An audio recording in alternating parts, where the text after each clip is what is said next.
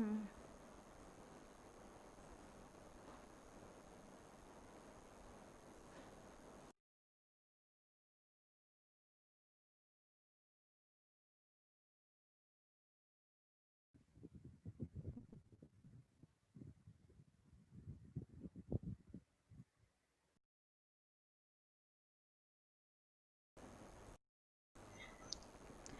Assalamualaikum warahmatullahi wabarakatuh. Selamat siang. Masih semangat ya teman-teman? Ini adalah sesi ketiga ya dari kegiatan pada hari ini PKKMB. Kali ini kita akan membahas tentang prodi Sistem Informasi D3 dan Sistem Informasi dari PSDKU Samarinda. Oke, sebelum kita memulai acara ini, saya mau memperkenalkan dulu dengan beberapa narasumber kita. Jadi nanti di sini ada narasumber kita, Bapak Dedi Mirwansyah, Eskom MSI, yang akan menyampaikan pemaparan tentang kurikulum dan mekanisme dari Prodi Sistem Informasi D3 PSDKU dan kurikulum untuk Sistem Informasi D3 ya. Saya perkenalkan dulu kepada Bapak Dedi Mirwansyah. Halo Bapak Dedi Mirwansyah. Ya, halo Bu, terima kasih Bu. Ya, terima kasih Bapak Dedi udah hadir. Hari ini kita akan memperkenalkan tentang D3 Sistem Informasi kepada teman-teman mahasiswa. Jadi nanti bisa mengetahui bagaimana sih dan apa saja sih yang bisa didapatkan informasinya tentang SI D3 ini Pak Dedi. Oke, kepada Pak Dedi, saya persilakan Pak Dedi. Baik, terima kasih Bu Wahyu atas waktunya. Pertama, bismillahirrahmanirrahim. Assalamualaikum warahmatullahi wabarakatuh. Waalaikumsalam warahmatullahi wabarakatuh. Baik, sehat semua ya. Kali ini saya akan diberi kesempatan untuk menyampaikan tentang kurikulum dan tentang layanan. Intinya tentang prodi lah, tentang prodi D3 Sistem Informasi dan Manajemen Informatika. Jadi sebelum saya masuk jauh ke kita bicara kurikulum, di sini ada dua nama, ada D3 Sistem Informasi dan Manajemen Informatika. Jadi di Balikpapan itu namanya D3 Sistem Informasi, dan di Samarinda itu masih dalam proses perubahan nama dari Manajemen Informatika ke Sistem Informasi. Jadi nanti kalau misalnya sudah selesai, nanti akan jadi satu nama, namanya ya D3 Sistem Informasi semua. Dan terus untuk kurikulum sama, jadi kita menganut pedoman kurikulum 2019 di D3 ini. Jadi isinya sama, namanya saja yang berbeda. Jadi misalnya jangan khawatir isinya beda, nggak hanya nama nomenklatur dari kurikulum yang sekarang proses perubahan, makanya namanya beda. Baik, yang pasti ketika teman-teman memilih masuk D3, saya yakin teman-teman ingin menjadi tenaga yang memiliki skill yang unggul gitu kan ya. Karena D3 kan pendidikan vokasi yang lebih banyak, kalau bahasa awam itu lebih banyak prakteknya daripada teorinya. Walaupun nanti ya teori juga ada, tapi kita lebih menekankan pada praktek. Jadi ketika teman-teman lulus dari setelah lulus dari Universitas Mulia, memiliki skill yang sesuai konsentrasi yang kita terapkan di kurikulum. Untungnya banyak sih teman-teman untuk gabung D3 ini. Jadi teman-teman misalnya nih ambil D3, dapat ijazah nih kan, lamar kerja, mau lanjut S1 kan tinggal nambah 1 tahunan lebih saja lagi. Artinya nanti teman-teman ketika lulus punya 2 ijazah. Jadi itu lebih lebih mantap lah untuk kerja, karena misalnya ada lowongan yang membutuhkan D3 ya tinggal masukkan D3. Ada lowongan yang masukkan S1 ya tinggal masukkan S1. Jadi seperti itu. Jadi tepat sekali teman-teman memilih di D3 pendidikan vokasi, jadi tidak salah. Nanti lanjutkan ke S1 tinggal 1 tahunan lebih saja lagi. Baik, itu pengantarnya. Yang mau kita bahas hari ini atau mau saya sampaikan, pertama identitas program studi, visi misi, profil lulusan, konsentrasi, mata kuliah konsentrasi, sebaran mata kuliah per semester, tugas akhir, layanan program studi, dan ada beberapa tips nanti untuk mahasiswa. Seperti itu. Jadi ini poin-poinnya, tidak banyak sebenarnya, nanti selebihnya kita diskusi saja nanti.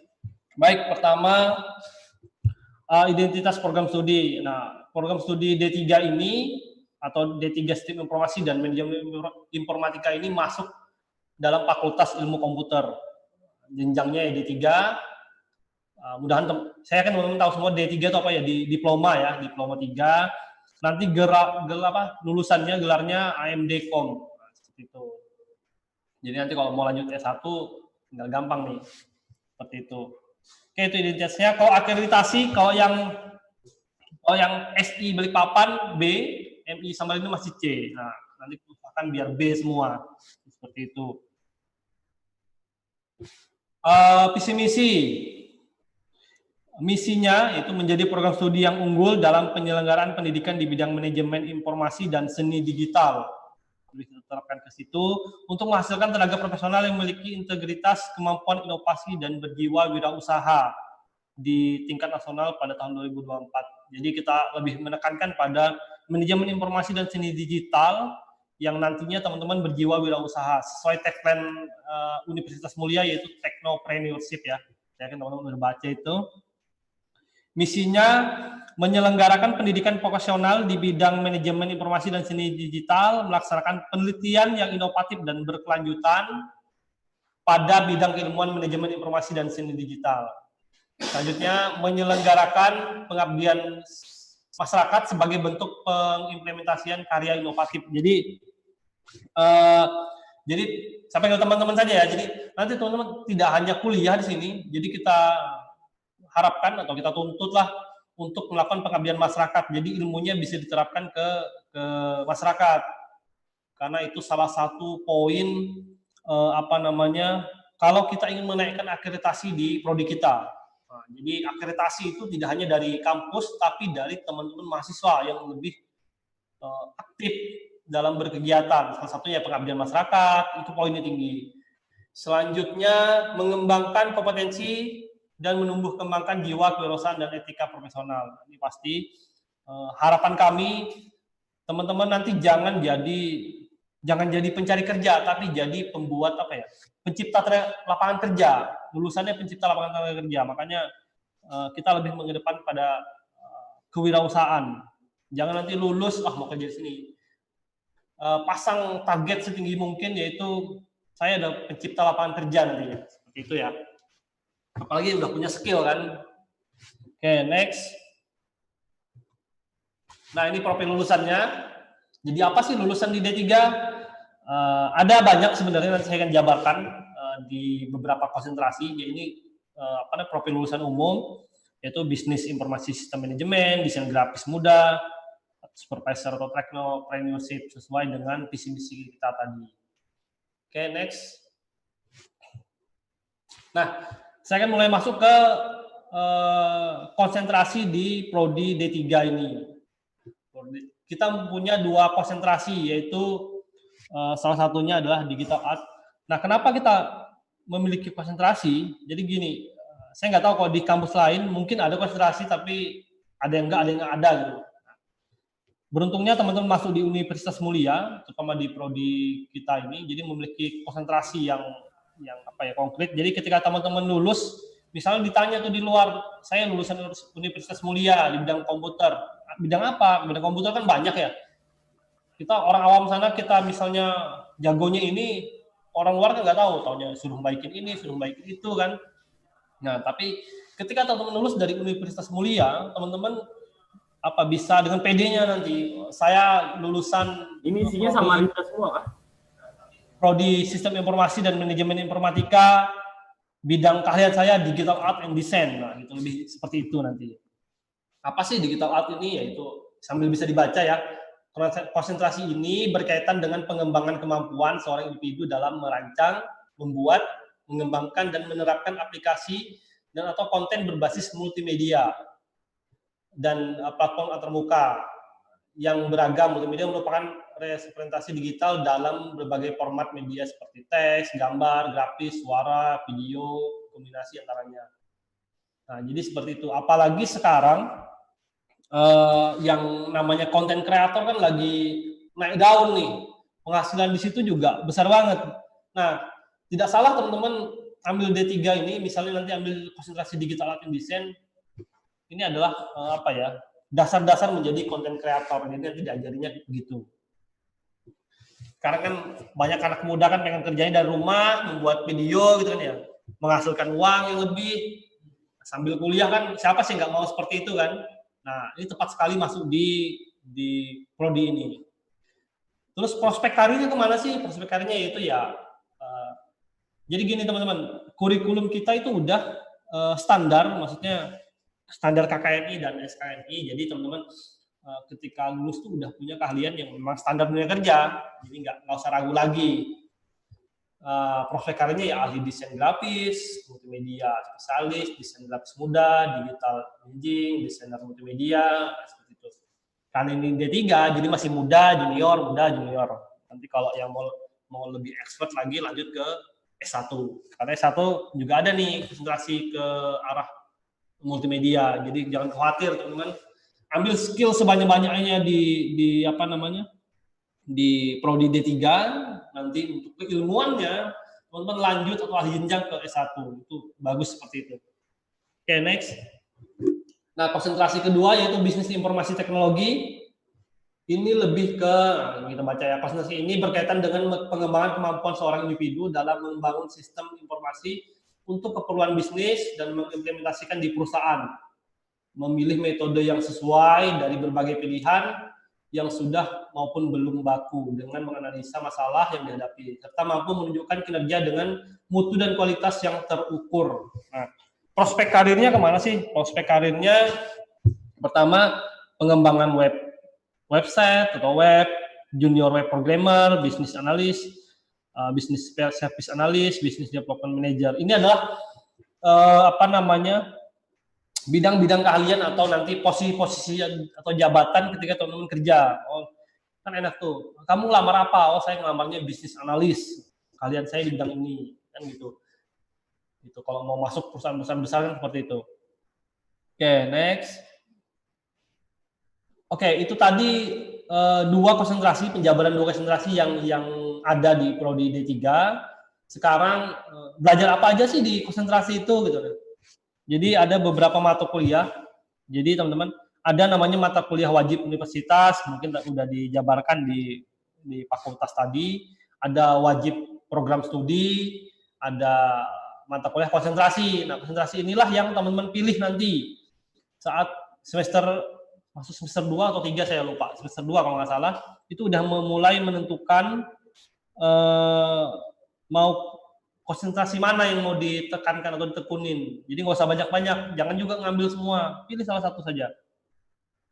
Jadi misalnya nih ya, di konsentrasi bisnis informasi teknologi yang dipelajari ada 8 mata kuliah pokok yang mengarah pada konsentrasi itu. Artinya ini mata kuliah ini sudah sesuai dengan apa namanya standar-standar dunia kerja, yaitu tata kelola, arsitektur, sistem perancangan sumber daya perusahaan, human resource, supply chain, customer relation management, audit, bisnis. Jadi kurang lebih belajar ini nanti ketika teman-teman ambil konsentrasi bisnis informasi teknologi. Nah, jika teman-teman lebih tertarik pada digital art and design, yang di mata kuliah yang pelajari yaitu desain logo, permodelan objek 2 dimensi, fotografi. Ini banyak anak muda yang tertarik di fotografi ya, penyutingan video, permodelan objek, desain animasi film, terus augmented and virtual reality, yang UI UX. Nah, UI UX ini yang apa namanya banyak dicari sekarang tenaga yang bisa atau apa namanya yang ahli di bidang UI UX. Ini banyak dicari sekarang. Dunia kerja banyak terbuka untuk jenis-jenis yang ada di digital art and design itu. Apalagi musim pandemi, saya nggak tahu sampai kapan, Tapi ketika seorang atau seorang mahasiswa memiliki keahlian digital art and design, saya yakin sangat menghasilkan sekali jika memiliki 8 keahlian itu. Jadi seperti itu. Next. Nah, apa sih keterampilan khususnya di kurikulum kita? Keterampilan khususnya bisa sambil dibaca ya. Mampu membangun sistem informasi untuk keperluan bisnis dan mengimplementasikan di perusahaan, memilih metode yang sesuai dari beragam pilihan yang sudah maupun belum baku dengan menganalisa kurang lebih seperti tadi. Selanjutnya, mampu memproduksi atau membuat karya seni digital. Nah, ini penting, membuat karya seni digital yang bermutu dan yang pasti terukur. Selanjutnya, mengelola kelompok kerja, menyusun laporan tertulis. Ini adalah bagian tambahannya, keterampilan khusus yang teman-teman miliki ketika belajar di Prodi D3. Next. Oke, ini adalah sebaran mata kuliah. Jadi selama kurang lebih 3 tahun nanti ngapain kan? Kurang lebih 3 tahun lah ya, D3 ya. Ngapain aja sih per semester belajar apa gitu kan? Nah, ini contohnya kayak di semester 1 kita ada belajar 10 mata kuliah, 24 SKS. Nah, ini standarnya 24 SKS. Ada pendidikan agama, itu sudah dilakukan di PMKDU kemarin, Pancasila, algoritma, sistem operasi, aplikasi perkantoran dasar, teknologi informasi, pendidikan anti korupsi, itu juga sudah di MKDU kemarin, kalkulus, dan komunikasi publik. Jadi ada beberapa mata kuliah yang sudah dilakukan di MKDU, jadi nanti nggak kuliah reguler, teman-teman. Saya nggak kuliah di jadwal reguler. Tinggal nanti ujian akhir semester, kalau nggak salah ada pengujian makalah, tugas yang diberikan sama dosennya, tinggal diujikan, dapat dan nilainya seperti itu. Jadi nggak perlu ada kuliah lagi, yang kuliah yang belum aja, kayak bahasa Inggris, algoritma, dan lain-lain seperti itu. Ini umum, mata kuliah semester 1 umum, jadi nanti apalagi yang memang dari SMK IT atau SMK TKJ itu udah nggak awam lagi dengan mata kuliah ini atau kalau di kampus mata kuliah yang namanya bukan mata pelajaran. Selanjutnya di semester 2 itu ada beberapa mata kuliah. Jadi di semester 1 tadi ada bahasa Inggris. Nah, masuk semester 2 ada bahasa Inggris bisnis. Ada statistika, bahasa Indonesia, ini udah diambil di MKDU kemarin, tidak kuliah lagi, tinggal ujian makalah saja. Perencanaan dan pemodel sistem, jaringan komputer, terutama yang dari TKJ udah paham sekali isinya ini, jaringan komputer, konten informasi multimedia, aplikasi perkantoran lanjut. Jadi tadi kalau yang semester 1 aplikasi perkantoran dasar, yang 2 aplikasi perkantoran lanjut. Apa sih, belajar apa sih nanti di sini? Aplikasi perkantoran ya kurang lebih kayak teman-teman belajar Office. Jadi ketika kita kuliah, walaupun di bidang IT belum tentu bisa Office. Banyak yang ambil kuliah IT nggak bisa Office ternyata. Jadi saat nyusun makalah lain bingung. Misalnya dia memang pengen IT tapi nggak pernah nyentuh belajar ke Office, Word, Excel pun hanya tahu-tahu gitu aja. Nah, di sini kita belajar ini pengetahuan dasar untuk seorang keilmuan di bidang IT, jadi harus tahu nih Office nih. Makanya kita buat sampai dasar dan lanjut. Jadi harapannya nanti lulusan dari kita udah jago banget nih Office-nya, terutama kayak rumus-rumus di Excel dan lain-lain seperti itu. Seperti itu kurang lebih belajarnya nanti. Nah, masuk di semester 2, teman-teman udah dituntut untuk memilih konsentrasi. Di sini maksudnya itu ada 2 di poin 8 itu desain logo dan tata kelola itu nanti dipilih. Misalnya dari angkatan 2020, sepakat kita pilih desain grafis semua. Ya udah, nanti kita kuliahnya arah ke konsentrasi desain grafis semua. Ya udah, berarti nanti desain logo, semester 2-nya apa, semester 3-nya apa. Jadi lanjut seperti itu. Jadi tidak diambil semua nih mata kuliahnya nih. Nggak digabung, nggak ada nanti digabung konsentrasi. Jadi diambil salah satu saja. Mudahan harapan saya sih sama nanti yang dipilih. Maksudnya misalnya dari 10 orang, nggak beda-beda gitu. Harapannya satu kelas sama semuanya. Tapi silakan nanti komunikasi dengan program studi dan lain, atau dengan dosennya, nanti dosen pembimbingnya. Oke, next.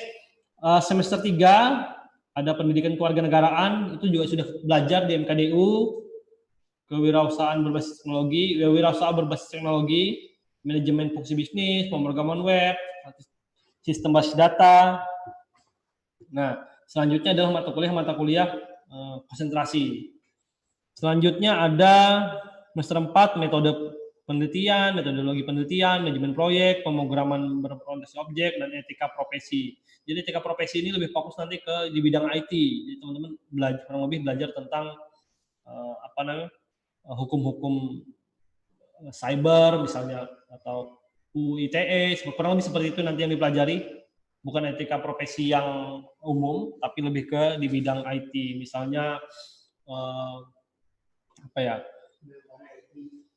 penyelenggara IT lah, atau misalnya cara nulis di dunia di media sosial gimana, kurang lebih seperti itulah etikanya lah.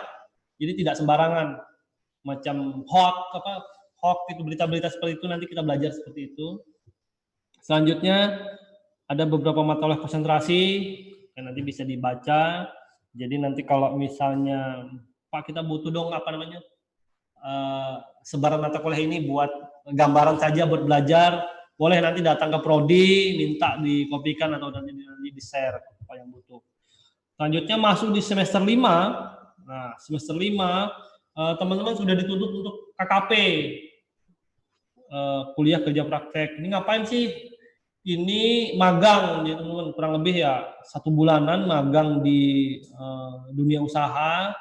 Nanti hasil dari magang itu teman-teman buat laporan. Selanjutnya buat laporannya biasanya misalnya nih di suatu tempat semua prosesnya masih tulis tangan atau manual lah bahasa kita, masih konvensional. Jadi teman-teman nanti merancang laporannya itu selain kegiatan sehari-hari selama magang, merancang aplikasi apa yang bagusnya untuk pengembangan di tempat magang saya, misalnya seperti itu. Kurang lebih seperti itu, kurang lebih 1 bulan, dan SKS-nya 4 SKS, lumayan banyak 4 SKS. Jadi KKP ini ketika semester 5 tidak boleh tidak boleh sih, boleh aja sebenarnya, tidak boleh molor, jangan sampai dilakukan semester 6. Misalnya teman-teman nanti KRS-an di semester 5-nya KKP, ternyata tidak dilaksanakan. Nanti IPK teman-teman akan terakumulasi, terhitung. Jadi nilainya jadi down. Seharusnya IPK akhirnya nanti IPK lulusan nanti misalnya 3, malah jadi 2, kan jelek kan jadinya kan, gara-gara molor saja melakukan KKP-nya. Jadi disiplin sekali teman-teman dalam pengambilan mata kuliah, jangan sampai nanti tertinggal satu mata kuliah karena mempengaruhi di IPK dan lain-lain. Selanjutnya masuk di semester akhir, semester 6. Nah ini, semester 5 itu ada MK pilihan. Di MK pilihan itu nanti teman-teman boleh mengambil lintas prodi.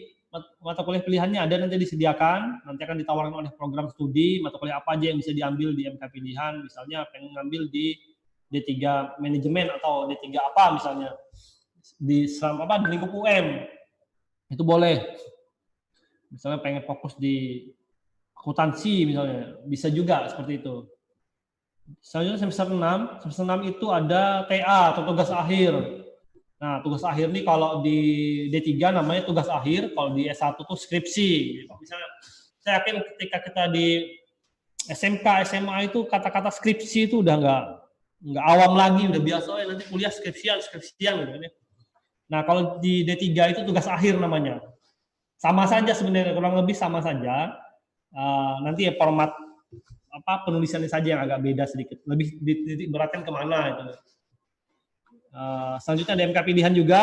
Jadi teman-teman diberi kesempatan 2 kali untuk ngambil MK pilihan atau mata kuliah pilihan di semester 5 dan semester 6. Totalnya jika teman-teman ingin lulus dari D3 yaitu 113 SKS. 113 SKS ini terlaksana. Jadi dari semua kurikulum dari sebuah sebaran mata kuliah ini 113 SKS yang harus diselesaikan. Oke, next. Ini tugas akhir. Apa sih temanya kalau tugas akhir? Nah, ini saya bicara yang di D3 Manajemen Informatika Samarinda. Nanti yang di Balikpapan, kalau tidak salah karya digital, arah arah tugas akhirnya. Nanti mungkin bisa dibantu sama Bu Wahyu untuk menjelaskan, kasih gambaran saja Bu. Nah kalau D3 Manajemen Informatika kita ada 4 pilihan, yaitu software development, informasi sistem analis, IT general research, IT infrastruktur. Software development ya kayak ngebangun sistem atau teman-teman programmer membuat program, terus ada informasi sistem, analisis sistem yang sudah ada, atau IT general research dan IT infrastruktur. IT infrastruktur ini lebih ke jaringan kalau tidak salah. Kurang lebih ini sementara saya kasih gambaran-gambaran umum saja jadi biar tidak terlalu pusing. Artinya ini kan masih lama ya, masih semester 6. Cuman wajib dipikirkan dari sekarang. Nanti saya lulus mau nulis di bidang apa, mau penelitian di bidang apa, itu sudah harus dipikirkan dari sekarang. Jangan sampai nanti pas peresan ngambil TA kaget, wah judulnya apa ya, temanya apa aja, bingung kan. Jadi harus diatur strateginya dari semester 1 ini mau ngapain. Jadi misalnya, oh saya mau membangun nanti software development. Artinya teman-teman harus kuat di bidang program web programmer atau pemrograman itu, bahasa-bahasa pemrograman dan database. Itu harus dikuasai, itu saja difokuskan, nggak usah aneh-aneh gitu, nggak usah tambah yang lain-lain. Misalnya mau fokus di bidang ini, jadi arahnya udah tahu. Jadi diatur strateginya dari sekarang. Jadi lulusnya akan tepat waktu. Jangan sampai nanti D3 kayak ambil S1 lamanya gitu. D3 3 tahun ya 3 tahun. Nggak usah banyak-banyak. Seperti itu ya. Jadi nggak usah lama-lama maksudnya. Jadi tinggal atur strategi dari sekarang mau ngapain gitu di akhir semester. Jadi gitu ya. Jadi kalau kita kuliah ini nggak kayak kita di SMK, SMA. Kalau di SMK, SMA kan ya lulusnya ya udah lulus, maksudnya ikut ujian nasional lulus. Ya kalau lulus ya, kalau enggak ya nggak tahu juga. Tapi kalau beda kita dengan kuliah, ya mahasiswa kita harus mengatur strategi dari awal dulu nih. Jadi ketika pas waktunya harus membangun atau menulis tugas akhir, itu nggak akan panik lagi. Nah, kebanyakan mahasiswa itu kenapa banyak yang telat lulusnya? Karena panik. Karena dari awal tidak diatur strateginya mau ngapain. Jadi gitu ya. Makanya tadi saya bilang, silakan nanti teman-teman masuk semester 2 udah fokus. Saya mau konsentrasi kemana gitu kan. Fokusnya ke konsentrasi lah. Jadi konsentrasi misalnya tadi di bidang UI UX, ya udah fokus ke situ. Nanti arah penelitiannya di bidang itu. Atau fokusnya ke penyuntingan video, itu bisa. Nanti masuk ke ranah karya digital, itu boleh. Itu ya, ini cuma gambaran, maksudnya cuma gambaran dari jenis-jenis tugas akhir yang ada, nanti bisa disesuaikan saja arahnya kemana. Oke, next. Nah, bicara layanan program studi, banyak sekali sebenarnya layanan program studi, cuman saya akan menggambarkan beberapa poin saja, seperti surat menyurat, misalnya teman-teman ingin penelitian atau ingin praktek atau ingin magang ke perusahaan ini. Ya udah nanti bikin suratnya dari prodi yang ngasih surat pengantar, jadi nggak usah takut bikin surat pengantar di perusahaan nanti dibalas seperti itu. Jadi bukan ujuk-ujuk teman-teman datang ke perusahaan mau magang gitu, nggak kayak gitu. Jadi nanti kita pandu lah untuk surat menyurat. Untuk surat menyurat ini banyak sekali sebenarnya jenisnya. Nanti misalnya silakan saja datang konsultasi ke program studi apa saja yang biasa surat menyurat dan lain-lain. Selanjutnya kayak beasiswa itu masuk surat menyurat lah. Ada nanti surat pengantarnya. Atau selanjutnya ada pelatihan atau pengembangan soft skill. Jadi teman-teman jangan khawatir, teman-teman kuliah hanya dapat materi yang ada di sebaran mata kuliah tadi.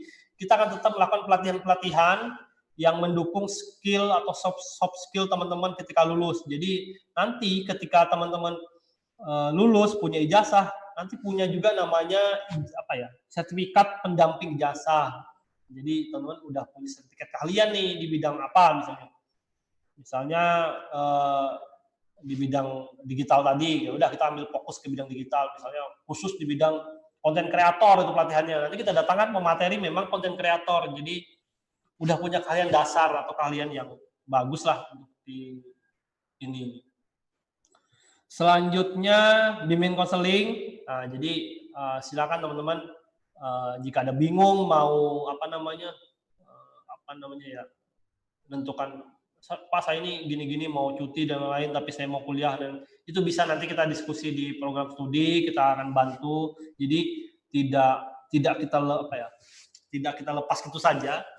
Jangan sampai, intinya kami mendampingi teman-teman sampai lulus, tidak dibiarkan teman-teman kuliah gitu ya, nggak kayak gitu.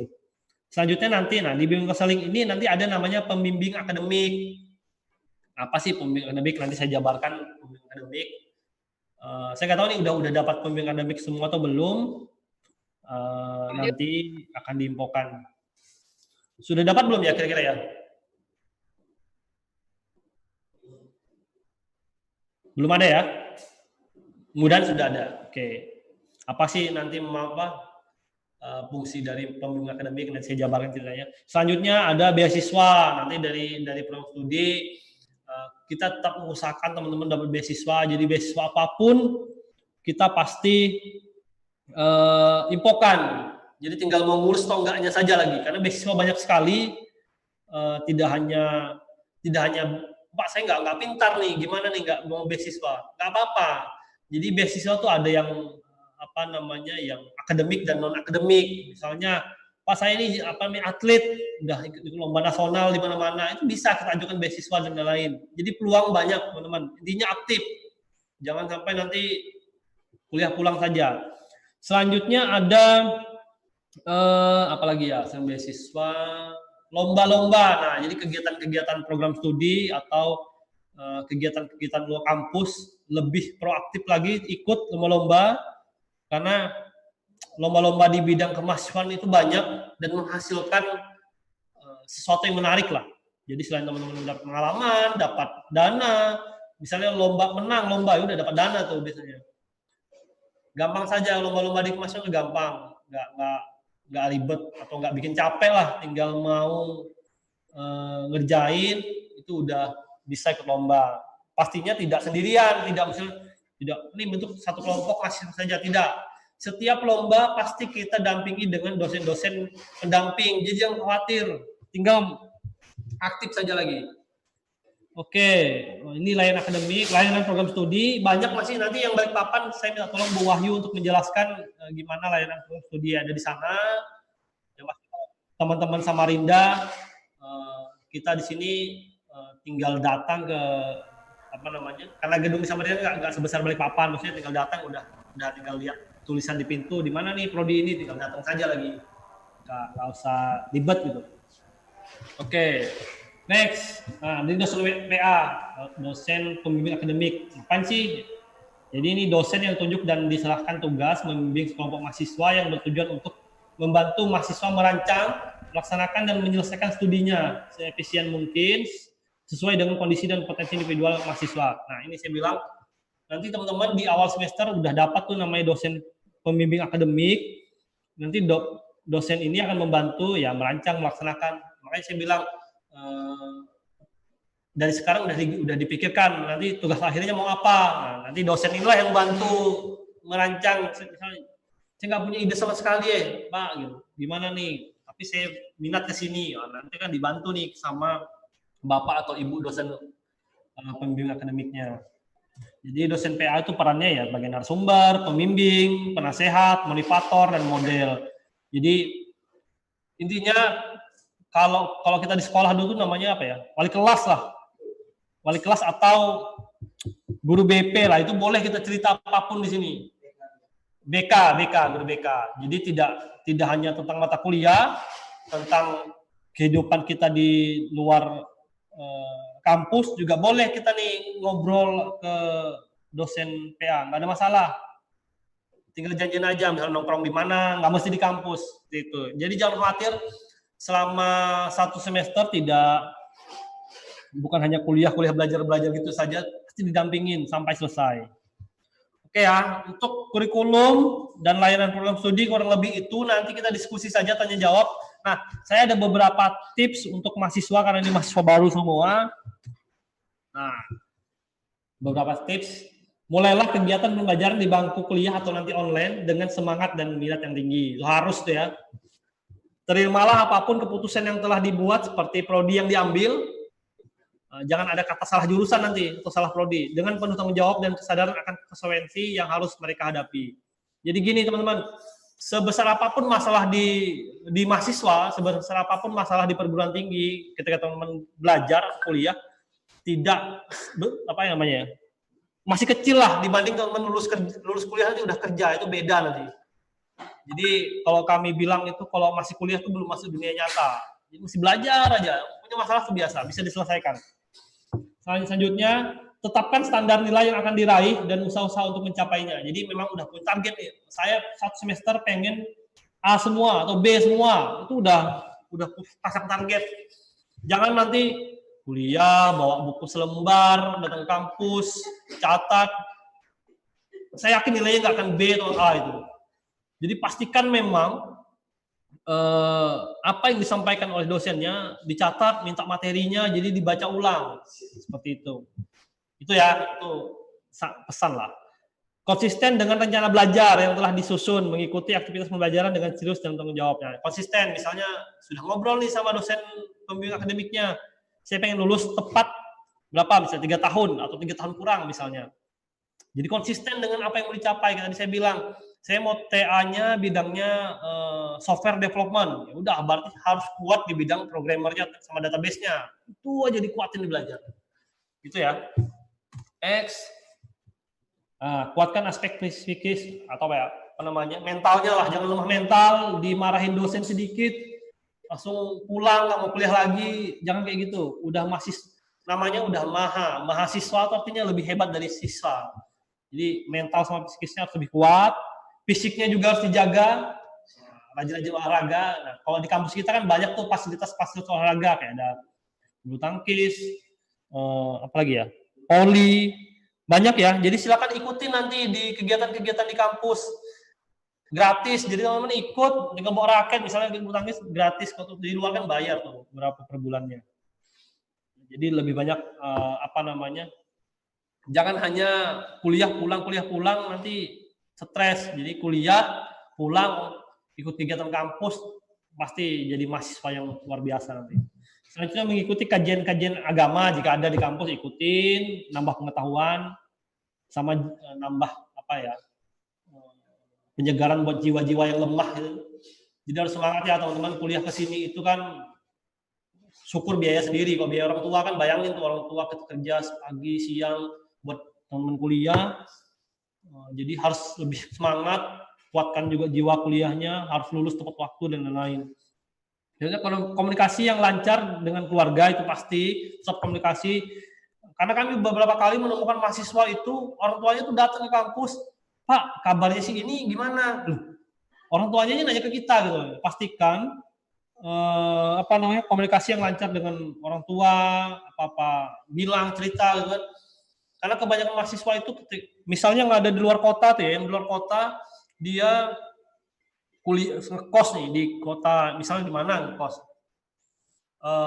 jarang pulang ke kampung, ternyata asik main game online aja, nggak kuliah. Itu banyak yang begitu mahasiswa tuh. Harapan saya D3 tidak ada yang seperti itu, benar-benar pengen kuliah gitu. Jangan sampai orang tuanya cari ke kampus, karena nggak 1-2 orang yang begitu. Nanti kalau saya tahu anak-anak D3 begitu, ingatin ya, jangan kayak gitu ya. Nah, selanjutnya, perhatikan hal-hal berikut. Nah, yang benar adalah belajar yang tepat, bukan belajar yang keras. Makanya saya bilang tadi, belajar yang tepat. Tentukan dari sekarang apa yang mau dipelajarin. Sekuat-kuatnya kita belajar programmer, tapi nanti kita nggak pengen jadi programmer, nggak akan bisa. Jangan takut bertanya sama dosen, itu pasti. Nggak boleh takut sama dosen. Belajar tergantung diri sendiri, bukan tergantung dosen. Jadi kita di mahasiswa bukan kayak di siswa belajar. Kenapa? Kenapa, Bu?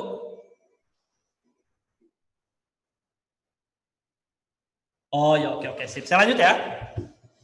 Oke, selanjutnya jangan jadi mahasiswa yang kupu-kupu. Tahu kan kupu-kupu ya? Kuliah pulang. Ikuti organisasi kemahasiswaan. Itu kalau ikut tuh insya Allah beasiswa juga lancar, dan biasanya yang aktif di kampus tuh peluang beasiswa itu besar. Seimbang antara indeks prestasi dan skill. Nah, ini yang lebih bahaya. Jadi ada mahasiswa itu yang IPK-nya tuh tinggi, tapi skillnya nggak ada, nggak tahu nih gimana caranya ini. Ada juga yang IPK dan skillnya tinggi, tapi etikanya nggak ada juga seperti itu, banyak. Jadi harus seimbang semua ya. Selanjutnya manajemen waktu yang terarah.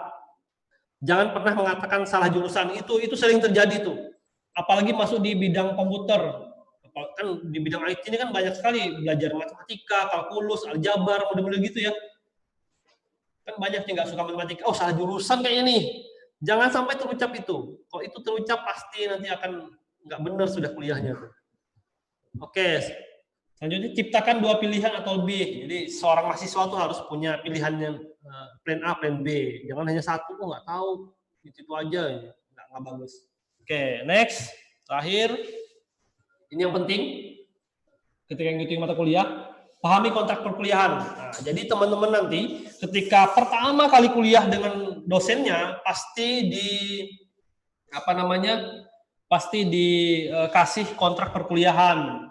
Misalnya kontrak perkuliahan itu misalnya dosennya bilang tidak boleh telat di kelas saya 15 menit, tidak boleh telat di kelas saya maksimal 15 menit. Kalau misalnya saya yang telat, tidak ada kuliah hari ini, misalnya seperti itu. Ada tuh dosen-dosen seperti itu. Ada juga dosen yang kalau telat masuk aja nggak apa-apa, yang penting kuliah. Ada juga yang seperti itu. Tapi jangan dimanfaatkan. Seperti itu ya. Jadi pahami betul-betul kontrak perkuliahan, ikutin misalnya nilainya berapa persen minimal tatap muka, dan seperti ini ya. Mengikuti tatap muka minimal 80%. Jadi silakan aja dihitung dari 16 pertemuan, 80%-nya itu berapa.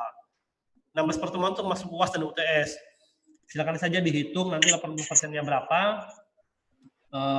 Jadi nggak boleh nih lebih dikurang dari ini. Kurang dari ini pasti akan down nilainya. Bisa jadi nggak lulus. Kalau nggak lulus, kalau di SMK, SMA kan nggak lulus, nggak naik kelas kan. Kalau di kita ngulang mata kuliah ya bayar lagi. Jangan sampai jadi donatur tetap di kampus. Oke, next, pastikan Anda telah masuk classroom dosen pengampu. Jadi di kita menerapkan classroom atau Google Classroom di setiap mata kuliah. Jadi biasanya setiap informasi apapun tentang mata kuliah, itu biasanya sama dosen pengampunya, itu diinfokan di classroom, misalnya ngumpul tugas di classroom. Sekarang kita udah mulai kurang namanya ngumpul dalam bentuk kertas. Jadi biasanya di classroom semua. Pastikan nanti yang baru masuk semester 1 ini, semua mata kuliah punya classroom-nya. Itu ya. Nanti minta saja kodenya sama dosennya. Selanjutnya, belajar terlebih dahulu materi yang akan disampaikan. Oke. Tidak terlambat ikut kuliah, pilih posisi duduk yang strategis, membuat catatan kuliah merupakan intisari materi perkuliahan. Saya bilang, apa yang disampaikan dosen, kalau bisa direview kembali. Aktif bertanya dan berdiskusi dengan dosen, jangan jadi mahasiswa yang datang duduk dan dengar catat. Jadilah mahasiswa yang mempunyai banyak komunikasi lah, banyak diskusi, selain dengan teman sekelas, dosen, karyawan, bisa dijadikan teman diskusi semua. Kurang lebih itu yang saya sampaikan tipsnya. Saya kembalikan ke Bu Wahyu. Silakan Bu. Terima kasih. Assalamualaikum warahmatullahi wabarakatuh. Pada Bapak Dedi, sebelum kita lanjutkan, Pak Dedi mungkin nanti kita akan lakukan sesi diskusi ya Pak Dedi. Karena di sini sebenarnya di D3 Sistem Informasi di Balikpapan itu dikepalai oleh Ibu Novi Indrayani dan Sekretaris Prodi Bapak Zainal, tapi saat ini sedang ada pergantian sehingga nanti mungkin saya akan menjelaskan sedikit tentang operasional yang ada di Balikpapan.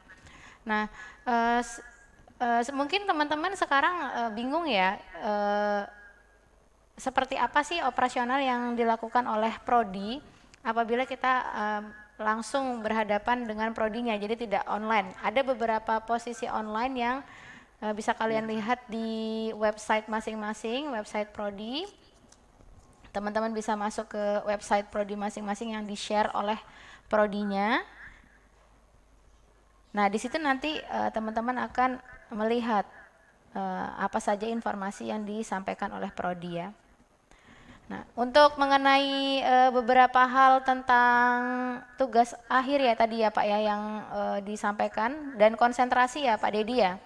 Ya, Nah, konsentrasi itu sebenarnya masih sama karena kurikulumnya kurang lebih sama ya Pak Dedi. Hanya saja ya betul kalau sama di Bu. Balikpapan, menurut pengawasan saya yang kemarin itu di Balikpapan menerapkan konsentrasi Business Information Technology dengan tugas akhir web programming. Kemudian digital artnya banyak sekali Pak Dedi. Di Balikpapan ada game mobile, animasi, digital art, dan desain art. Nah, kita sendiri di Balikpapan itu sudah punya 3D printing. Jadi teman-teman mungkin nanti bisa ke jalan-jalan ke apa namanya inkubasi bisnis. Nah, di situ kita sudah punya 3D printing, teman-teman nanti bisa belajar banyak dengan teman-teman yang ada di sana. Nah, untuk operasional prodi sendiri, saat ini prodi D3 Sistem Informasi itu berdekatan dengan prodi Teknologi Informasi ya. Jadi nanti kalau misalnya teman-teman untuk mahasiswa D3 di Balikpapan itu posisinya sama seperti prodi Teknologi Informasi. Nah, di situ nanti teman-teman banyak hal yang bisa dilakukan mulai dari pertama ini pengisian KRS masih dilakukan secara paket ya. Yang dilakukan oleh prodi dalam waktu dekat adalah teman-teman mungkin melakukan untuk beberapa pelayanan-pelayanan tertentu. Misalnya saja seperti pelayanan pengajuan surat pengantar untuk magang, itu nanti dilakukan di prodi juga. Kemudian nanti ada beberapa hal tentang seperti cuti, karena ada beberapa juga teman-teman yang mengambil cuti di semester aktif ini ya.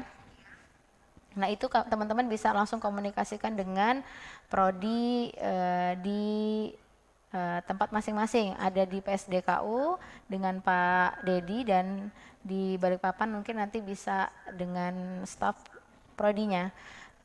Kemudian saya akan kenalkan staf prodi ya. Di sini ada 2 staf prodi. Jadi di dalam prodi itu ada Mbak Ria Anggraini. Jadi nanti Mbak Ria yang akan membantu teman-teman dalam surat menyurat ya teman-teman. Masih sama seperti yang Pak Dedi sampaikan tadi. Hanya saja Mbak Ria saat ini sedang cuti, jadi digantikan oleh Mbak Ariska. Jadi nanti kalau misalnya ada apa-apa, teman-teman bisa langsung menghubungi Prodi D3 dengan Mbak Ariska ya. Pak Dedi, sebelumnya saya mau bertanya untuk seputar dengan mata kuliah Pak Dedi.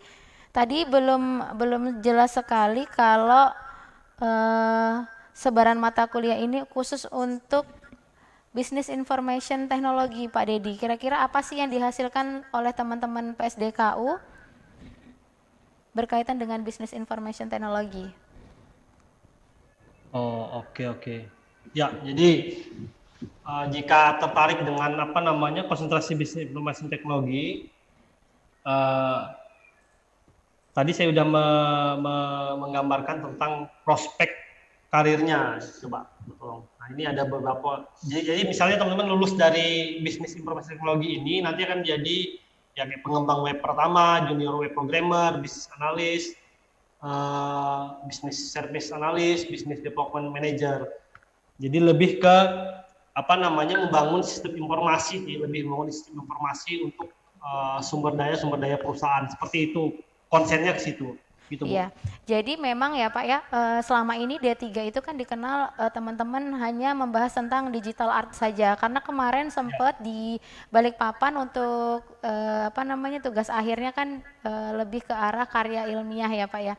Jadi supaya ada ekspektasi lebih gitu bahwa teman-teman D3 nanti juga akan mendapatkan pembahasan tentang website ya Pak ya. Bagaimana cara membangun website sesuai dengan Business Information Technology itu, betul ya Pak Dedi? Betul. Jadi misalnya nih nanti masuk di semester 2 kan udah milih konsentrasi nih. Misalnya semua mahasiswa tertarik tetap digital art and design misalnya. Jangan khawatir, di mata kuliah umum juga belajar tentang pemrograman web dan basis data. Jadi jangan khawatir. Artinya bukan berarti teman-teman tidak milih bisnis informasi teknologi tidak belajar pemrograman website. Jadi tetap belajar. Jadi ada di semester 3 itu mata kuliah pemrograman web dan sistem basis data. Seperti itu sih Bu. Iya, jadi teman-teman jangan berpikir bahwa oh masuk D3 nih, jasanya cuma D3, mungkin kemampuannya akan berbeda dengan yang S1. Karena sebenarnya memang kemampuan yang disiapkan oleh Prodi ini sudah mencakup dua hal yang sangat bisa dijadikan sangu ya Pak Dedi ya. Betul, betul. Jadi begitu teman-teman masuk D3 ini memberikan peluang yang sangat banyak sekali, tidak hanya di bidang art.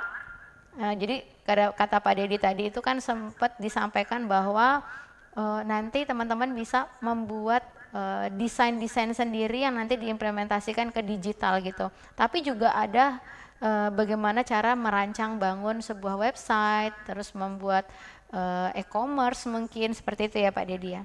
Betul, betul. Untuk operasional sendiri, kalau mau ke Prodi, teman-teman bisa datang dari pukul 8 pagi di jam kerja sampai dengan jam 2 untuk saat ini. Mungkin nanti akan diinfokan lebih lanjut untuk ke yang jam 4 ya, 4 sore. Di hari kerja, jadi untuk hari Jumat dari hari Senin sampai hari Jumat itu kita standby dari jam 8 sampai jam 2. Kemudian untuk hari Sabtu teman-teman bisa datang di jam 8 sampai dengan jam 12. Apakah sama dengan di PSDKU, Pak? Ya, kalau operasional saat ini ya sama sih sebenarnya dari kalau Senin sampai Jumat jam 8 sampai jam 2, Sabtu jam 8 sampai jam 1. Sama sih, kalau Minggu libur. Seperti itu. Iya.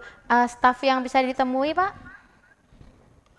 Kalau staf Prodi D3 di sini namanya Mbak Ulan, bisa ditemuin Mbak Ulan di sini. Intinya kalau di Samarinda itu ruang Prodi satu ruangan itu, ada Prodi S1, Prodi D3. Nanti ketika masuk pertama kali meja pertama itu adalah staf Prodi D3. Jadi kalau agak dalam S1, kalau yang di agak depan adalah D3. Oh, oke. Jadi teman-teman perlu diketahui juga bahwa kalau misalnya teman-teman ke kampus itu ada etika ya, ada etika ketika kita ke kampus. Jadi tidak boleh lagi teman-teman datang dengan menggunakan sendal gitu kan, atau menggunakan lepis yang zaman now, yang bawahnya sampai ke atas robek semua, itu tidak boleh diperkenankan ya. Kan sekarang tuh kalau ditegur tuh ini kan celana zaman now ya, jangan. Apalagi bagi teman-teman yang berhijab ya. Kemudian sopan santun juga sangat diperlukan ketika bertemu dengan sivitas di prodinya atau sivitas yang ada di kampus gitu ya. Nah untuk operasional sendiri di PSDKU sampai saat ini Pak. Operasional apa itu Bu? Operasional prodi Pak. Sabtu apakah masih melayani mahasiswa? Sabtu ya, dari jam 8 sampai jam 1 Sabtu. Oke. Jadi teman-teman masih bisa menghubungi kalau perkuliahannya nanti kalau yang di Samarinda ini kita ambil yang kelas eksekutif yaitu Sabtu dan Minggu. Oh, berarti ada kelas karyawan Sabtu untuk itu dari Sabtu pagi dan Minggu sampai ya? sore biasanya. Oh, oke. Terus Minggu itu biasanya dari pagi sampai sore juga kalau sampai malam, tergantung dari jadwalnya nanti. Oke, baik. Jadi teman-teman penting juga teman-teman ketahui bahwa kalau ada informasi apapun, usahakan informasi itu teman-teman cari sumber yang tepat. Bisa melalui website Prodi. Apakah website Prodi PSDKU sama Pak dengan yang di Balikpapan? Apanya itu Bu? Website beda Bu. Website bisa disampaikan mungkin Pak websitenya? Tinggal dicari PSDKU Universitas Mulia itu udah ada. Oke, sdku.universitasmulia.ac.id. Oke, siap. Kalau website Prodi belum ada, cuman kita punya akun media sosial Instagram yaitu @prodimi. Oke. Oke Pak, jadi biasanya kalau ada informasi-informasi khusus, Prodi itu punya grup WhatsApp juga, jadi teman-teman nanti akan dimasukkan ke dalam grup WhatsApp dengan Prodi masing-masing, dan di situ nanti akan di-share juga beberapa informasi dan diskusi khusus untuk Prodi ya Bapak Ibu teman-teman. Kemudian juga nanti teman-teman bisa melihat informasi ke website universitas ya. Jadi teman-teman bisa cari di Google website Universitas Mulia, nanti di situ akan tertera semua keterangan tentang semua prodi, termasuk prodi D3 Sistem Informasi. Oke, sekarang kita akan melakukan tanya jawab. Teman-teman sudah mempersiapkan pertanyaannya, boleh menanyakan apa yang ingin teman-teman tanyakan ya. Silakan.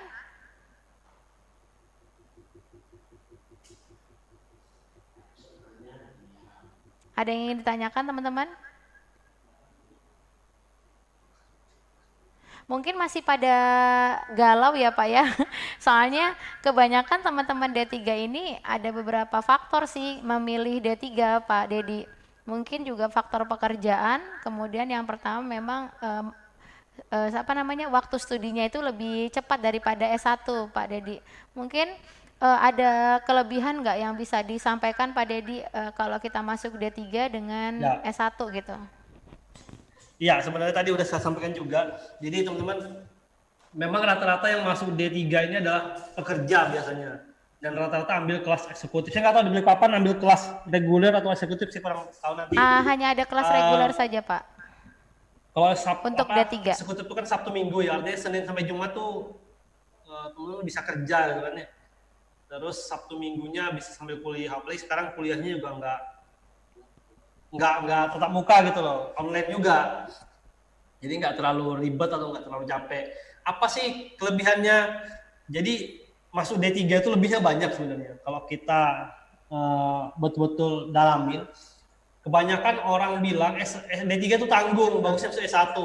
Itu pemahaman yang kurang tepat menurut kami. Jadi ketika teman-teman masuk D3, itu saya bilang tadi, teman-teman lulusnya lebih cepat. Pasti asal ngikutin standar-standar sebaran mata kuliah tadi ya, per semester harus ngambil mata kuliah gitu, terus tugas akhir KKP tepat waktu, itu lulusnya akan lebih cepat. Lulus nih misalnya dapat ijazah D3, terus pengen lanjut nih ke S1 ahli jenjang ya, maksudnya nanti namanya itu ahli jenjang, tinggal nambah 1 tahun lebih saja teman-teman udah lulus S1.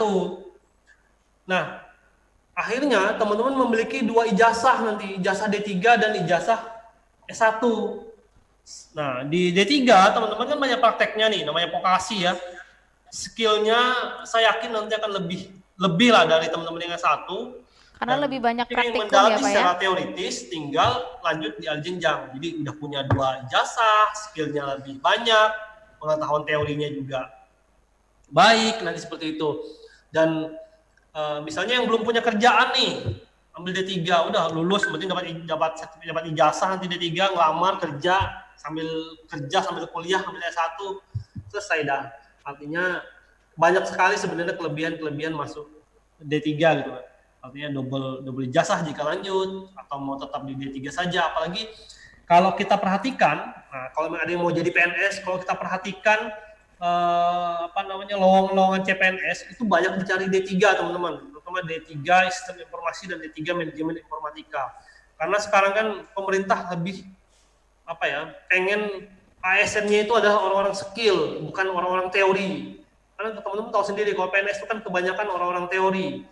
Nah, sekarang saya perhatikan dari 3 tahun terakhir berapa kali penerimaan itu banyak dicari yang D3, pengetahuan D3. Nanti misalnya udah lolos nih PNS dari D3, bisa lanjut kuliah lagi kan. Jadi lebih simple. Terus kalau kita mau nunggu lulus kuliah S1 misalnya, teman-teman baru cari kerja kan kelamaan 4 tahun tuh baru dapat kerjaan. Ya paling tuh bisa kerja pakai jasa SMA. Tahu sendiri kan gajinya tetap pasti beda. Nah, terus ketika teman-teman lulus dari D3, pengen ahli jenjang ke S1 di kampus kita juga, otomatis teman-teman kena biaya alumni. Biaya alumni kan lebih murah tuh dibanding dengan daftar reguler seperti biasa. Alumni UM mau lanjut S1 pasti biayanya lebih murah dibanding normal. Seperti itu sih, banyak kelebihannya. Artinya jangan sampai bilang salah jurusan, terus karena dananya kurang saya ambil D3 saja lebih murah. Enggak kayak gitu. Tepat masuk di sini, enggak salah pokoknya. Itu saja mungkin Bu. Silakan ada yang mau ditanyakan, kita diskusi saja. Iya, kita diskusi saja. Jadi memang ya teman-teman ekspektasinya harus dirubah bahwa tidak hanya teman-teman S1 saja yang mungkin punya kesempatan lebih, bahkan teman-teman D3 itu punya kesempatan yang sangat banyak. Contoh saja misalnya ketika kita ada penerimaan karyawan BUMN, itu kan biasanya yang didahulukan itu adalah teman-teman dari D3. Apalagi untuk di Balikpapan akreditasi kita sudah B ya, jadi itu pasti akan bisa mengikuti beberapa kompetensi-kompetensi yang lain gitu. Jadi teman-teman mungkin untuk beberapa orang daripada D3 lebih baik langsung ke S1, tapi untuk beberapa kesempatan mungkin orang lebih memilih D3 karena lebih banyak praktikum yang pertama, kemudian penerapannya juga jelas gitu. Sama juga sebenarnya dengan S1. Nah, untuk di Balikpapan sendiri atau di PSDKU, teman-teman yang D3 itu memiliki kesempatan yang sama dengan teman-teman yang di S1 ya. Jadi seperti lomba dan kesempatan untuk beasiswa itu sama. Jadi tidak ada bandingannya, maksudnya tidak ada perbedaannya antara teman-teman berada di D3 ataupun di S1 gitu. Ini saya masih menunggu pertanyaan dari teman-teman ya, mungkin dari gimana sih Bu kuliahnya kalau nanti sudah normal misalnya, maksudnya gimana kalau sudah tatap muka langsung seperti itu, mungkin ada pertanyaan teman-teman?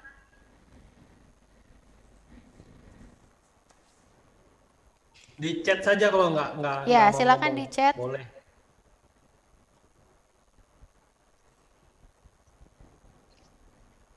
Ayo lebih aktif untuk diskusi. Tadi saya bilang beberapa tips mahasiswa kan lebih aktif diskusi kalau menjadi mahasiswa yang luar biasa itu.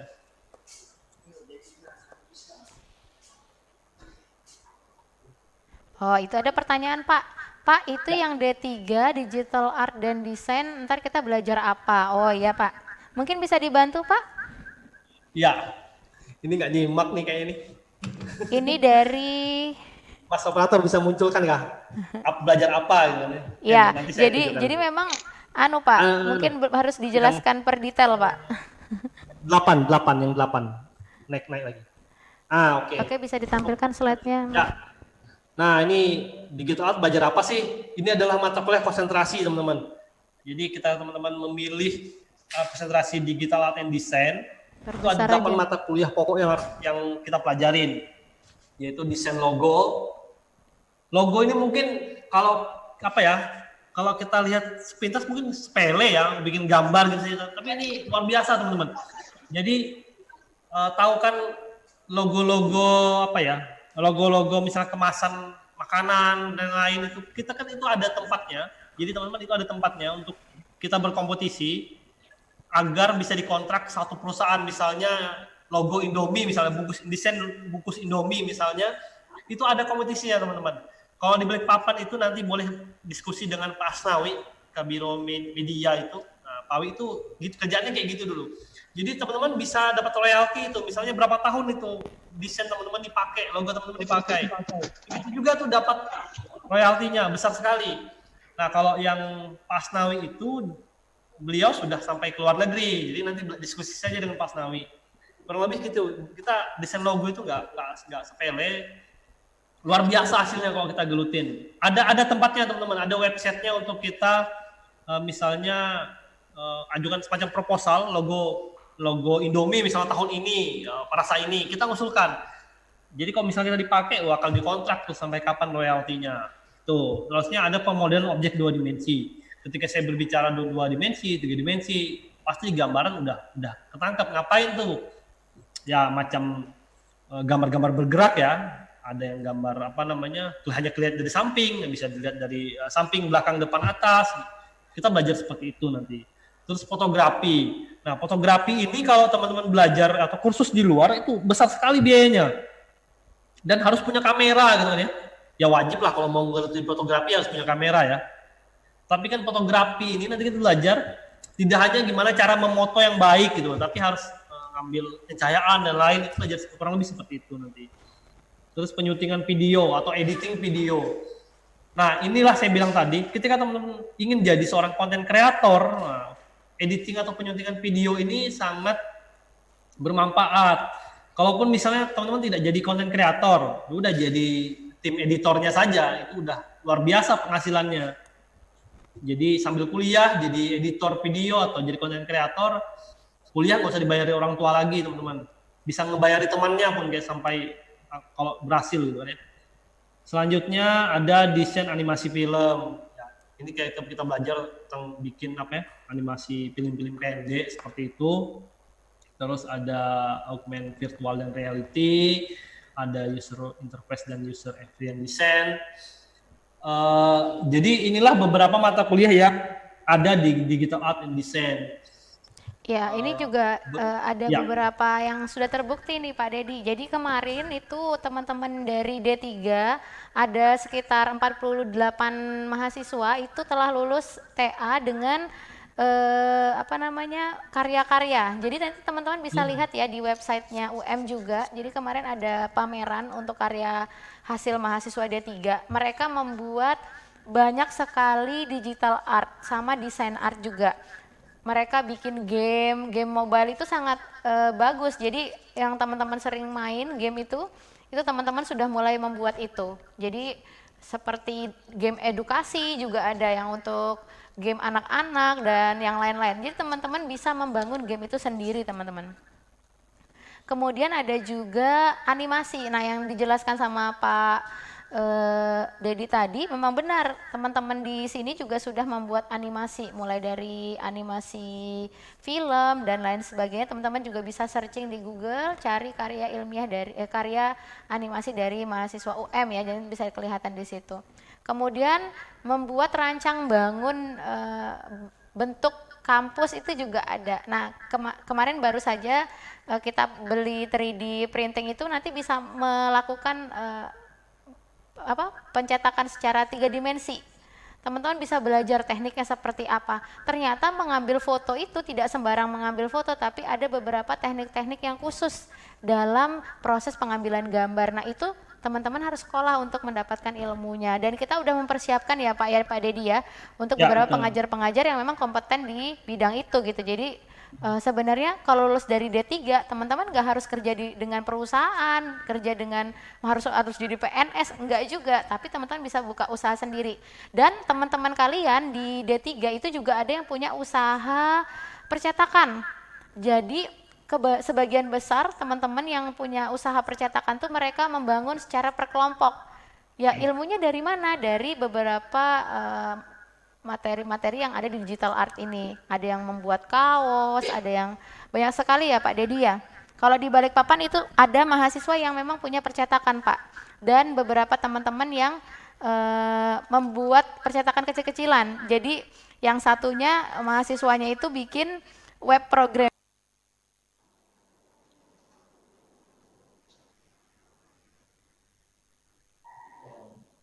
Suaranya hilang.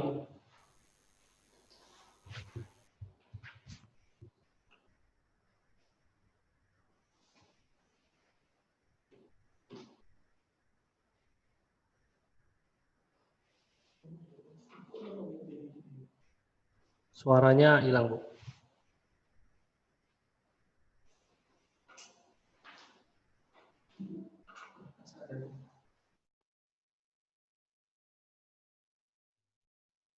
Teman-teman tes bicara, sepotong ada suara enggak? Salah satu aja. Tes bicara. Cek. Ada? Tes. Halo. Ada ya? Oke. Kedengaran, Pak. Ada yang mau ditanyakan lagi nggak? Langsung saja biar saya jawab. Saya ingin bertanya, Pak. Ya, silakan, agak keras ya suaranya ya. Ya, Pak. Mengenai prestasi, Pak. Ya, gimana prestasi? Kira-kira apakah ada prestasi yang bisa kita lakukan sebagai mahasiswa agar kita mendapatkan beasiswa di kampus gitu, Pak? Dan kira-kira kalau memang ada, beasiswa apa yang bisa kita dapatkan dari kampusnya itu, Pak? Terima kasih. Oke, siapa namanya ya? Saya Muhammad Farhan, Pak. Farhan. Panggilannya Farhan. Farhan ya. Baik, Farhan. Prestasi apa yang bisa dilakukan? Banyak sekali Farhan. Jadi nanti misalnya Farhan nih ikut lomba-lomba, nanti dari kampus akan menginfokan. Banyak lomba dari kementerian, dari LDIK, atau dari mana aja, atau dari kampus lain. Itu rajin-rajin diikutin. Rajin-rajin diikutin lombanya. Syukur-syukur bisa masuk 5 besar saja itu udah prestasi sudah. Nanti kan ada bukti-bukti apa namanya sertifikat, terus piagam dan lain-lain itu masuk prestasi. Nah prestasi itulah nanti akan bisa diusulkan untuk dapat beasiswa. Seperti itu. Beasiswa tidak hanya dari kampus kita, beasiswa juga banyak dari kampus lain, dari tempat lain. Misalnya kalau kita di Kalimantan Timur ini kan ada namanya Kaltim Tuntas, beasiswa Bank Kaltim, untuk banyak sekali beasiswa. Jadi jangan khawatir. Nah, modalnya untuk dapat beasiswa yang pertama, ini yang saya kasih tahu ya, modalnya aktif dulu di kampus. Kalau aktif tuh pasti dia akan diusahakan sebisa mungkin, selain dari berkas kita atau prestasi kita, karyawan dan dosen dari kampus kan merekomendasikan, oh nih si Farhan nih bagus nih diusulkan beasiswa karena prestasinya dan aktif ikut kegiatan-kegiatan lomba misalnya. Kalau Farhan rajin ikut kegiatan-kegiatan lomba maupun kementerian atau di kampus, akreditasi kampus pun akan naik kan, karena tinggi poinnya. Nah, akhirnya dosen-dosen dan karyawan akan mudah merekomendasikan dengan alasan prestasinya banyak. Seperti itu. Prestasi itu kan tidak hanya ikut lomba ya, maksudnya tidak hanya akademik, tidak hanya IPK kita tinggi terus, enggak hanya itu. Prestasi itu ada yang non akademik, misalnya ada yang atlet karate itu dari SD sampai sekarang di karate, atau ada yang juara lomba MTQ, itu masuk prestasi-prestasi yang non akademik, itu bisa diusulkan seperti itu. Iya, ada jadi lagi nggak kira pertanyaan? halo, tes. Sudah terdengar, Pak? Ya, Ya, jadi sudah ada, Bu. ya, jadi memang untuk prestasi sendiri dan beasiswa sementara ini masih gabungan ya, teman-teman. Jadi kemarin ada beberapa hibah juga yang didapatkan oleh mahasiswa itu dari kementerian. Kemudian ada beberapa lomba-lomba yang disiapkan oleh kementerian. Itu teman-teman juga ada beberapa yang sudah masuk ke dalam kategori. Jadi memang kesempatan itu kita berikan, namun teman-teman juga harus berusaha gimana cara achievement diri kalian supaya bisa ikut beberapa lomba itu. Tapi kalau untuk prestasi dari kita sudah banyak ya, cuma gabungan dari beberapa prodi dan fakultas ya. Jadi nanti biasanya seperti itu sih. Terus kalau untuk beasiswa itu kami udah sampaikan ke Belmawa, kita di Belmawa juga disiapkan beberapa beasiswa seperti yang kemarin bidik misi teman-teman yang baru masuk ya, itu ada beberapa beasiswa juga dari bidik misi dan mungkin beasiswa-beasiswa lain yang nanti akan diinfokan. Kalau dulu kan masih ada zamannya Kaltim Cemerlang, sekarang masih ada ya Pak Dedi? Kaltim Tuntas namanya sekarang. Sekarang Kaltim Tuntas ya. Jadi akan banyak kesempatan-kesempatan lain yang akan kita sampaikan ke teman-teman. Tapi ya tetap teman-teman juga berjuang untuk mendapatkan itu karena kan mau mengambil beasiswa itu banyak banget ya. Jadi memang. Ya, saingannya banyak. Tapi kalau di Balikpapan itu Pak banyak sekali teman-teman yang sudah dapat beasiswa sih. Jadi tergantung dari teman-teman juga. Terus ada pertanyaan lain nih Pak. Yang tadi belum selesai dari Vio Lutfi, kalau kita buat logo biasanya pakai aplikasi apa? Terus apakah ada pertukaran pelajar ke luar negeri? Silakan Pak Dedi mungkin bisa dijawab lebih dulu. Ya, kalau buat logo pakai aplikasi apa? Ya? Banyak ya teman-teman, kalau kita di kampus biasanya ya standar untuk dasar dulu belajar yang Corel, Photoshop, terus banyak lagi kan yang ada, saya lupa namanya apa, Illustrator, seperti itu kan. Kurang lebih kita belajar itu, Corel, Photoshop, Illustrator yang buat logo itu. Ya jadi memang sih kalau menurut pelajar mungkin nanti akan diinformasikan lebih lanjut oleh fakultas mungkin atau universitas mungkin kebutuhan pelajar. Kemungkinan rencananya ada, cuman saya belum tahu kapan akan itu dilakukan.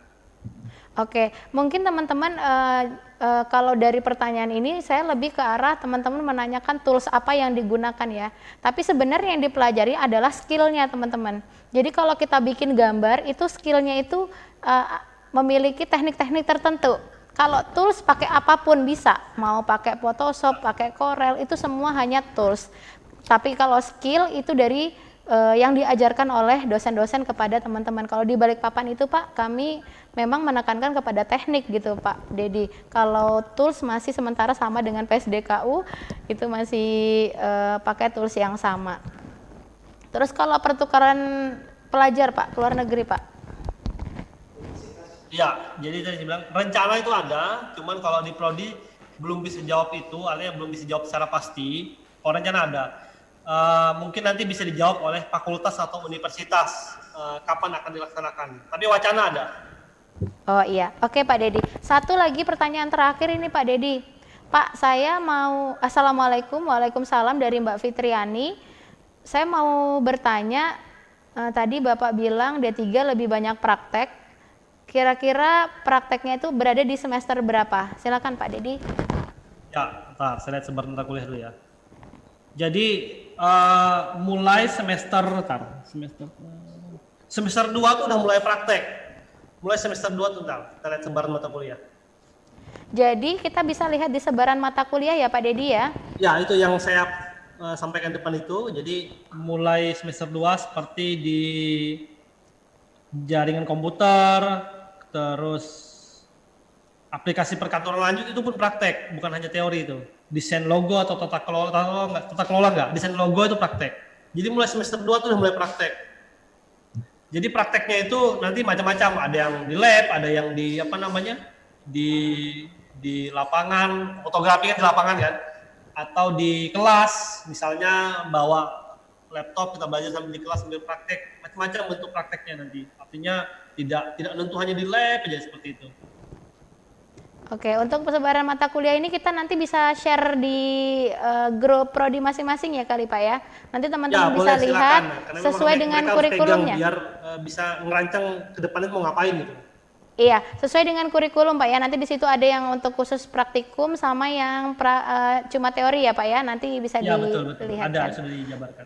Oke, jadi teman-teman, bagi teman-teman yang bekerja ataupun yang belum bekerja jangan khawatir. Jadi banyak ilmu yang bisa teman-teman dapat dari program studi D3 ini seperti yang disampaikan oleh Pak Dedi. Jadi sudah dijelaskan tadi tentang kurikulum, kemudian sebaran mata kuliah dan operasional. Jadi teman-teman kalau ada yang masih mau ditanyakan bisa di chat pribadi ke grup yang sudah disediakan atau bisa melihat IG dari PSDKU Samarinda. Jadi tetap positif, teman-teman harus bisa menempatkan diri sebagai mahasiswa, selalu ikut men-challenge diri sendiri untuk jadi lebih baik, karena kampus ini hanya memfasilitasi saja. Jadi kalau misalnya teman-teman masuk satu prodi atau fakultas, teman-teman mau jadinya bagus ya tergantung teman-teman gimana teman-teman men-challenge diri teman-teman untuk jadi lebih baik. Jadi kampus hanya memfasilitasi saja. Dosen memberikan teman-teman tantangan ya teman-teman terima itu, dan hasilnya nanti tergantung usaha dari teman-teman juga gitu. Pak Dedi, kira-kira ada yang ingin disampaikan untuk terakhir kali Pak Dedi? Ya, poinnya ikutin mata kuliah itu per semester berapa diambil semua, jangan sampai telat. Akhirnya bisa lolos tepat waktu. Dan beberapa tips yang saya kasih tadi diingatin. Ini banyak komunikasi lah di kampus. Jangan kuliah pulang atau jangan pas kuliah online dimatikan mikrofonnya, dimatikan videonya, orang yang entah kemana kuliahnya dibiarin. Jangan seperti itu. Kuliah ya benar-benar kuliah. Artinya ingat banyak yang pengen kita berhasil, terutama kedua orang tua.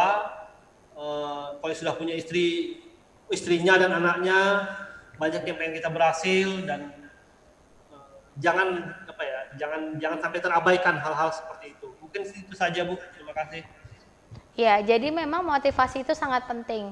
Jadi teman-teman harus tetap berpikiran bahwa meskipun di era pandemik seperti ini kita tetap bisa berprestasi ya teman-teman, karena banyak memang peluang-peluang yang diberikan oleh Kementerian Pendidikan sendiri terutama, dan dari kampus juga. Nanti teman-teman kalau sudah berjalan perkuliahan, teman-teman juga akan memahami kira-kira teman-teman itu lebih berkompeten di mana, di bidang apa, apakah itu di Business Information Technology atau di Digital Art and Design, karena tidak semua orang berada pada passion yang sama gitu. Yang pertama dilakukan kata Pak Dedi tadi, kamu tentukan dulu kira-kira mau ikut konsentrasi apa dan sesuai passion masing-masing. Misalnya teman-teman dari latar belakang desain gitu ya, berarti teman-teman lebih konsentrasi ke arah itu gitu. Jadi untuk menjadi berhasil itu tergantung dari kemauan dan dari teman-teman sendiri gitu ya. Oke, kalau tidak ada lagi yang mau disampaikan Pak Dedi, kita mungkin bisa ambil foto kali ya bersama. Teman-teman silakan diposisikan dirinya, kita akan ambil gambar. Videonya diaktifkan videonya. Boleh kali Mbak? Videonya yang Oke, saya akan hitung. Sudah ada siap Pak Dekan ya. Yang cantik ya, ya sudah siap. Oke, saya akan hitung 1, 2, 3. Oke, siap. Terima kasih Pak Dedi atas kesempatannya, udah menjelaskan tentang kurikulum beserta segala yang melekat pada D3, manajemen informatika dan sistem informasi. Saya Wahyu Nur Alimyaning Tias, SKMMK, mohon diri. Assalamualaikum warahmatullahi wabarakatuh. Waalaikumsalam warahmatullahi wabarakatuh.